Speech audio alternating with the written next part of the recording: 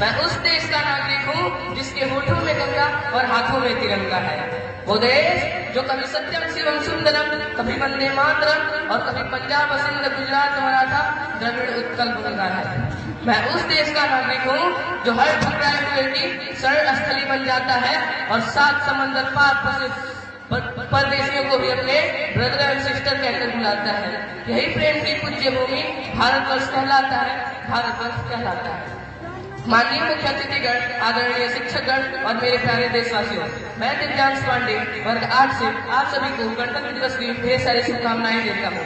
आज गणतंत्र दिवस के शुभ अवसर पर मुझे अपने विचारों को साझा करने का मौका मिला है। अगर इसमें किसी प्रकार की त्रुटियां हो तो मुझे एक अबोध बालक समझकर क्षमा करने की कृपा करेंगे। महोदय, जब ग्रीस का अस्तित्व नहीं था, रोम भविष्य के अंधकार गढ़ में छिपा था और आधुनिक यूरोपियन के पुरखे जर्मनी के घने जंगलों में छिपा करते थे, तब हमारा देश भारत दुनिया को एक व्यवस्थित समाज का उदाहरण पेश कर रहा था। और आज इसी भारत को हमने 3 तरह के तराजों में तौल रखा है। पहला, जो हमारे सपनों का भारत है। दूसरा, जो इस देश की वास्तविक स्थिति है। और तीसरा, अपने स्वार्थ के आधार पर स्वतः इस देश का मंडन कर दिया। और आज राष्ट्रता, राष्ट्रभक्ति और राष्ट्रवाद जैसे शब्दों में उलझते नजर आ रहे हैं, तब हमें ये समझना होगा कि ये राष्ट्र एक जीवन सत्ता है, तो स्वराज्य की अनुभूति है राष्ट्र का। यदि आत्म अभिव्यक्ति अगर राष्ट्रभक्ति है तो वैचारिक अभिव्यक्ति है राष्ट्रवाद। महोदय, बापू कहा करते थे कि देश प्रेम और मानव प्रेम में कोई अंतर नहीं है, दोनों एक ही है। वहीं राष्ट्रवाद कोई यूनिवर्सल वैल्यू नहीं है, एक भावना है जिसे तोप डालकर, बड़ी सी परेड निकालकर और बड़ा सा झंडा लहराकर हम साबित कर सकते हैं। परंतु जब देश में सत्य, न्याय, अहिंसा, प्रेम, मानवता जैसे मूल्यों की आवश्यकता महसूस हो रही हो, तब हमें इन मूल्यों से कहीं ऊपर उठना होगा।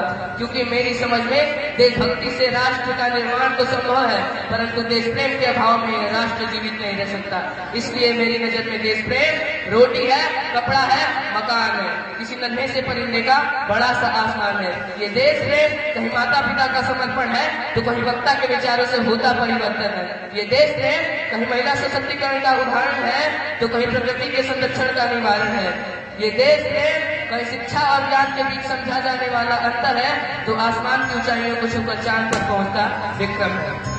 महोदय, आज जब हम राष्ट्र निर्माण की बात कर रहे हैं तो मुझे लग रहा है कि हमें कुछ विशेष क्षेत्रों पर ध्यान देना होगा। आर्थिक विकास। आर्थिक विकास यदि किसी राष्ट्र का वजूद बन जाता है तो सामाजिकता उसके राष्ट्रीय मूल्यों को दर्शाती होगी। तब महोदय हमें ये समझना होगा कि भले इस देश की मूर्तियां आसमान को छू ले, जब तक एक गरीब बच्चा मिट्टी खाकर पेट भरता रहेगा, एक गरीब गर्भवती महिला चिकित्सा के अभाव में मरती रहेगी और एक गरीब किसान गरीबी से तंग आकर और मौसमी मार झेलकर आत्महत्या करता रहेगा और इस देश का तथाकथित युवा वर्ग आर्थिक विकास की बजाय मोबाइल डेटा स्पीड पर चिंता प्रकट करता रहेगा, तब तक इस देश में राष्ट्र निर्माण एक कठिन प्रक्रिया बनी रहेगी। राजनीतिक क्षेत्र की मैं बात करूं तो जब वोटों को नोटों से तौला जा रहा है, चुनाव ने प्रतियोगिता का रूप ले लिया हो और देश के ज्वलंत मुद्दों को राजनीति की चादर में लपेटा जा रहा हो, ऐसे समय में जरूरत है हमें कानून और संविधान पर राय विचार विमर्श कर अपना योगदान अपने राष्ट्र के निर्माण में देने की। कृषि क्षेत्र की मैं बात करूं तो आज तंबाकू, सिगरेट, गुटखा, शराब बनाने वाले करोड़पति हैं, परंतु इस कृषि प्रधान देश में हमारे देश का किसान सबसे गरीब है। क्योंकि महोदय जरूरत है तो सिर्फ उन उपभोक्ताओं और किसान के बीच उस अंतर को समझकर किसानों को उनकी उपज का उचित मूल्य प्राप्त कराने की। हम शहर से सुकून के लिए गांव ढूंढते हैं कि हम शहर से सुकून के लिए गांव ढूंढते हैं और बड़े अजीब से लोग हैं जनाब, हाथ में कुल्हाड़ी लेके छांव ढूंढते हैं।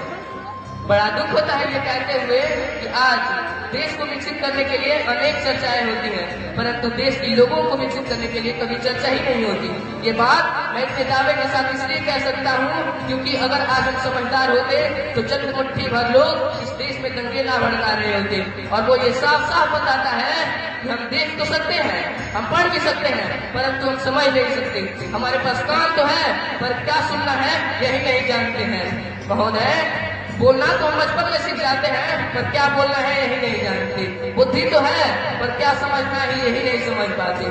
महोदय, आज जब हम अपना 75वां गणतंत्र दिवस मना रहे हैं तो मुझे लगता है कि शैतानी सभ्यता से परे जरूरत है ऐसे सतत विकास का मॉडल तैयार करने की जो सीधे व्यक्तिगत विकास से जन कल्याण की ओर पहुंचे। अटल बिहारी वाजपेयी जी ने कहा था कि ये भारत कोई भूमि का टुकड़ा नहीं है, एक जीता जागता राष्ट्र पुरुष है। ये बंधन की धरती है, ये अभिनंदन की धरती है, ये अर्पण की भूमि है, ये समर्पण की भूमि है।